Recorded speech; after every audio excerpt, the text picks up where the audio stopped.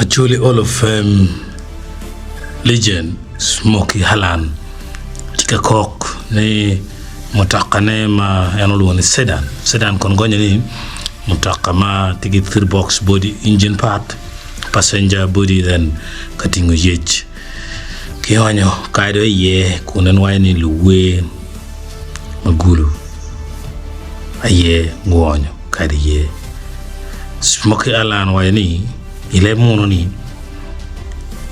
I miss my sedan ngonya ni aparo Imotoka nani to all them Gulu music fraternity who put salt in my fuel tank ni luwe nyo ni jo me we magulu mo karo Kado I kapeko mo mi Imotoka nani. Hope you are all satisfied. Again, you don't yom. I'm coming for you spiritually. Nabi binu botu kitibu. No evil shall ever cross my way again. Kid job mo can pero began yima. I'm exposing you all. Nabi well down you way. So Gulu sa na piyot. Kay winyama way wang ta laka pole. You wait tiat ngog Germany Paul Gulu.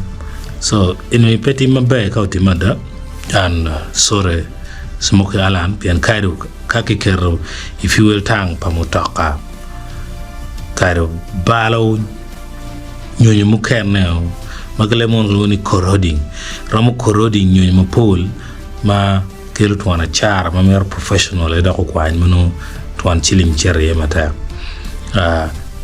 it's a pity but Smokie Allan walegoni Germany settling mabe but jo ma kono wagon gutimu gene mi robet ki Cwinye maleng ene balo don lo matakan